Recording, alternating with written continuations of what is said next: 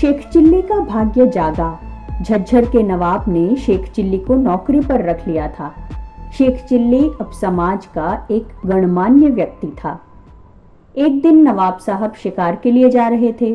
Sheikh chilli ने भी साथ आने की विनती की।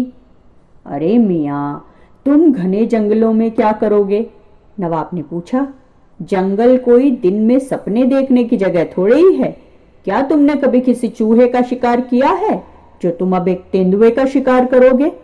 सरकार, आप मुझे बस एक मौका तो दीजिए अपनी कुशलता दिखाने का, शेख चिल्ली ने बड़े अदब के साथ फरमाया। तो अब जनाब शेख चिल्ली भी हाथ में बंदूक थामे शिकार पार्टी के साथ हो लिए। उसने अपने आप को एक मचान के ऊपर पाया।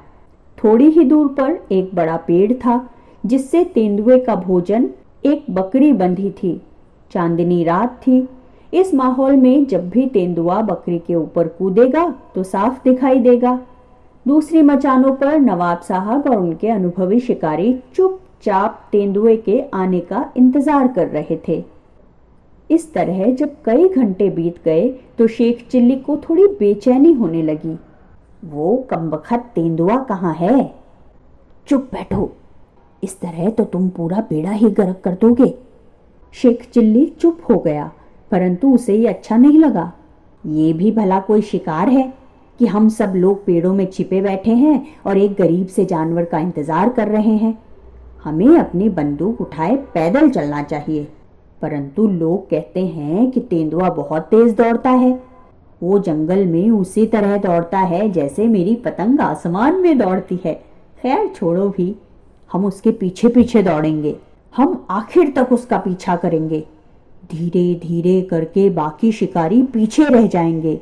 मैं सबको पीछे छोड़कर आगे जाऊंगा। मैं तेंदुए के एकदम पीछे जाऊंगा।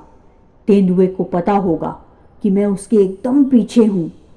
वो रुकेगा, वो मुड़ेगा।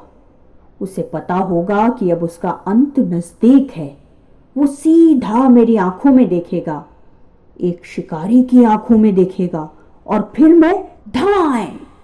और तेंदुआ मिमियाती बकरी के सामने मरकर गिर गया। वो बस बकरी को दबोचने ही वाला था।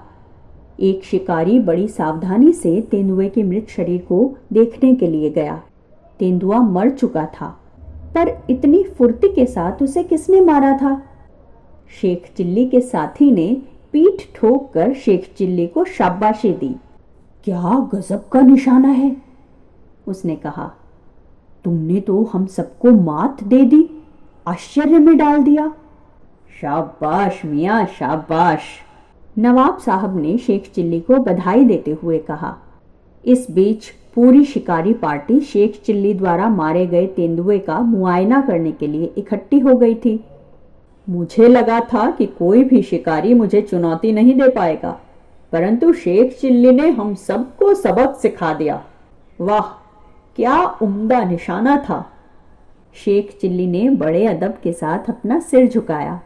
वो तेंदुआ कब आया और कैसे उसकी बंदूक चली, इसका शेख चिल्ली को कोई भी अंदाजा नहीं था, परंतु तेंदुआ तो मर चुका था और अब शेख चिल्ली एक अव्वल दर्जे का शिकारी बन चुका था।